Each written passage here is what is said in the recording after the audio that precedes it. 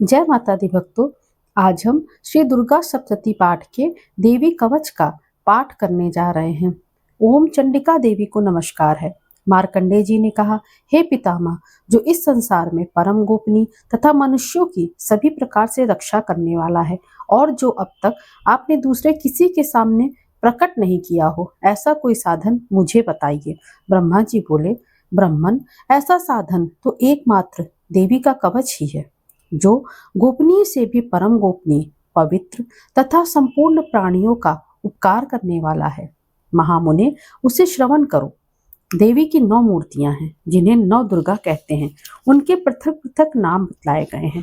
पहली माता शैलपुत्री, दूसरी ब्रह्मचारिणी है, तीसरी चंद्रघंटा, चौथी कुष्मांडा देवी है, पांचवी दुर्गा का नाम स्कंद माता है, छठा रूप कात्यायनी देवी कहलाता है, सातवां रूप कालरात्रि और 8वां स्वरूप महागौरी के नाम से प्रसिद्ध है।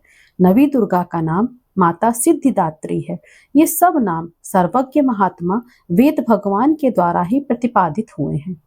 जो मनुष्य अग्नि में जल रहा हो, रणभूमि में शत्रुओं से घिर गया हो, विषम संकट में फंस गया हो तथा इस प्रकार भय से आतुर होकर जो भगवती दुर्गा की शरण में प्राप्त हुए हों, उनका कभी कोई अमंगल नहीं होता। युद्ध के समय संकट में पड़ने पर भी उनके ऊपर कोई विपत्ति नहीं दिखाई देती। उन्हें शोक, दुख और भय की प्राप्ति नहीं होती। जिन्होंने भक्ति पूर्वक देवी का स्मरण किया है, उनका निश्चय ही अभ्युदय होता है।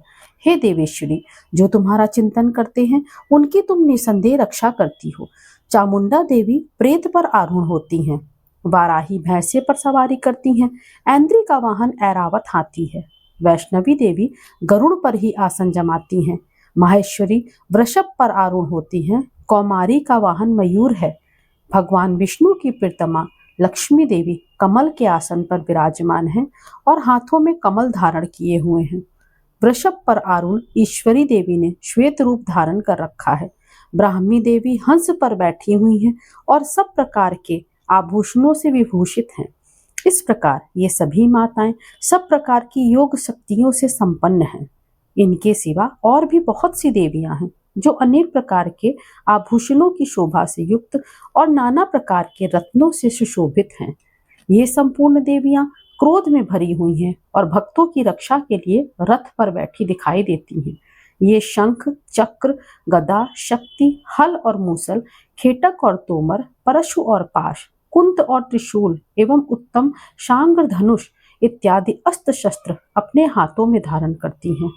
दैत्यों के शरीर के नाश करना, भक्तों को अभयदान देना और देवताओं का कल्याण करना, यही उनके शस्त्र धारण का उद्देश्य है। कवच आरंभ करने से पहले इस प्रकार प्रार्थना करनी चाहिए। हे महान रौद्रूप, अत्यंत घोर पराक्रम, महान बल और महान उत्साह वाली देवी, तुम महान भय का नाश करने वाली हो। तुम्हें नमस्कार है। तुम्हारी ओर देखना भी कठिन है। शत्रुओं का भय बढ़ाने वाली हे माता जगदम्बिके, मेरी रक्षा करो।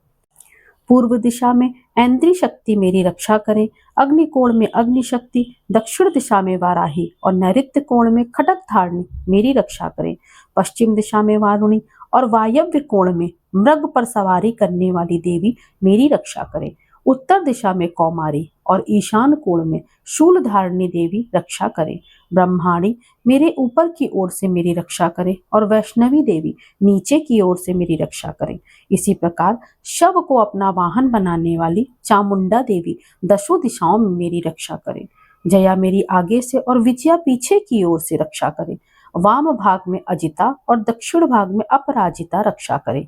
उद्योतनी शिखा की रक्षा करें। उमा मेरे मस्तक पर विराजमान होकर रक्षा करें।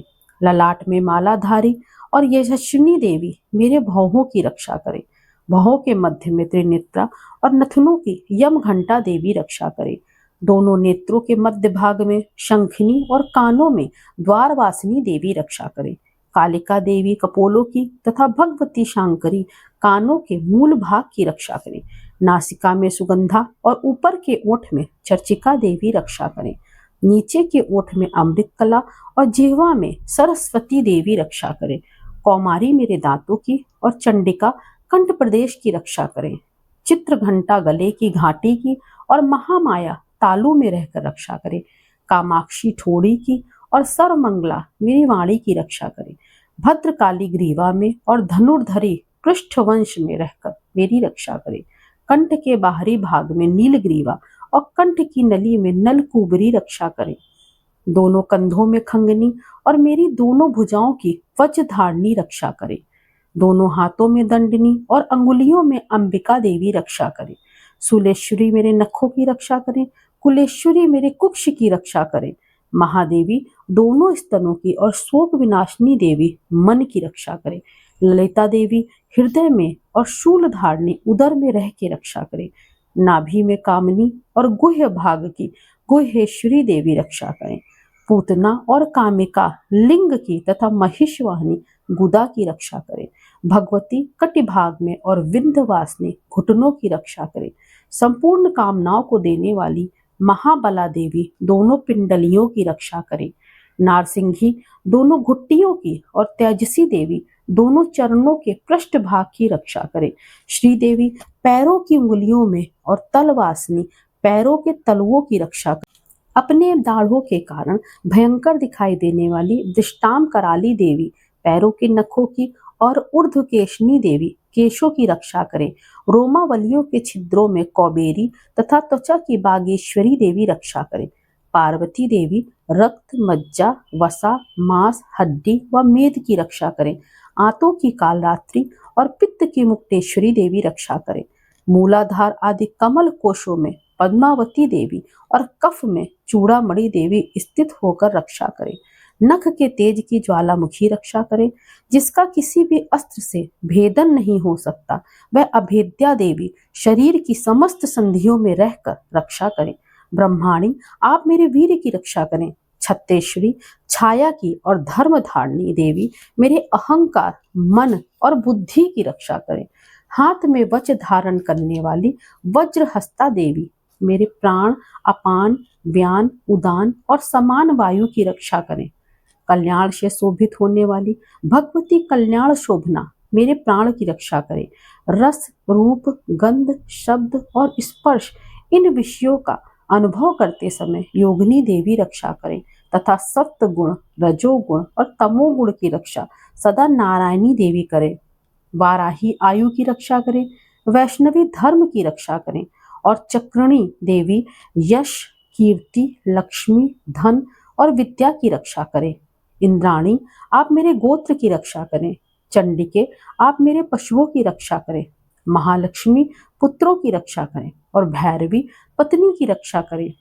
मेरे पथ की सुपथा तथा मार्ग की क्षेमकरी देवी रक्षा करें।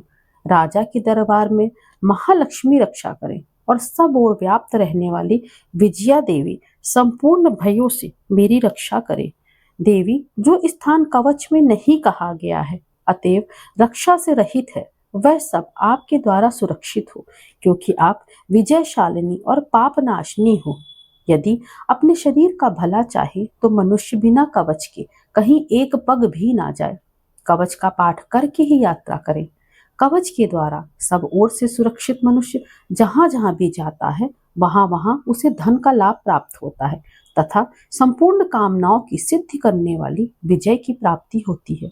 वह जिस जिस अभीष्ट वस्तु का चिंतन करता है, उसको निश्चय ही प्राप्त कर लेता है। वह पुरुष इस पृथ्वी पर तुलना रहित महान ऐश्वर्य का भागी होता है।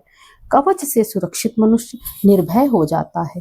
युद्ध में उसकी पराजय नहीं होती और वह तीनों लोकों में पूजनीय होता है। देवी का यह कवच देवताओं के लिए भी दुर्लभ है।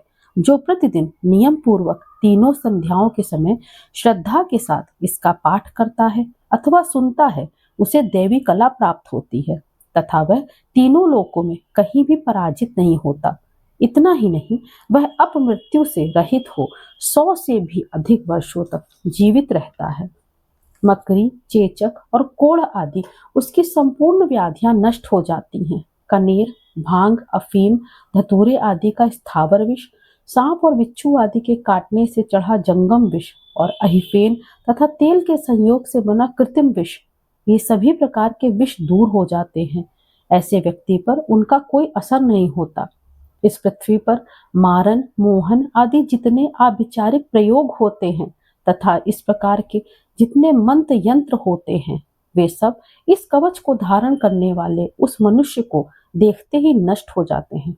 यही नहीं, पृथ्वी पर विचरने वाले ग्राम देवता, आकाशचारी देव विशेष, जल के संबंध से प्रकट होने वाले गण, उपदेश मात्र से सिद्ध होने वाले निम्न कोटि के देवता, अपने जन्म के साथ प्रकट होने वाले देवता, कुल देवता, माला, डाकिनी, शाकिनी, अंतरिक्ष में विचरने वाली अत्यंत बलवती भयानक डाकिनियां, ग्रह, भूत, पिशाच, यक्ष, गंधर्व, राक्षस, ब्रह्म राक्षस, बेताल, कुष्मांड और भैरव आदि अनिष्ट कारक देवता भी हृदय में कवच धारण किए रहने पर उस मनुष्य को देखते ही भाग जाते हैं।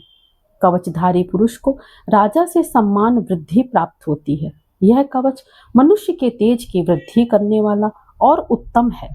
कवच का पाठ करने वाला पुरुष अपनी कीर्ति से विभूषित भूतल पर अपने सुयश के साथ वृद्धि को प्राप्त करता है। जो पहले कवच का पाठ करके उसके बाद सप्तशती चंडी का पाठ करता है, उसकी जब तक वन, पर्वत और काननों सहित यह पृथ्वी टिकी रहती है, तब तक यहाँ पुत्र, पौत्र आदि संतान परंपरा बनी रहती है। फिर देह का अंत होने पर वह पुरुष भगवती महामाया के प्रसाद से उस नित्य परम पद को प्राप्त होता है जो देवताओं के लिए भी दुर्लभ है। वह सुंदर दिव्य रूप धारण करता है और कल्याण में शिव के साथ आनंद का भागी होता है।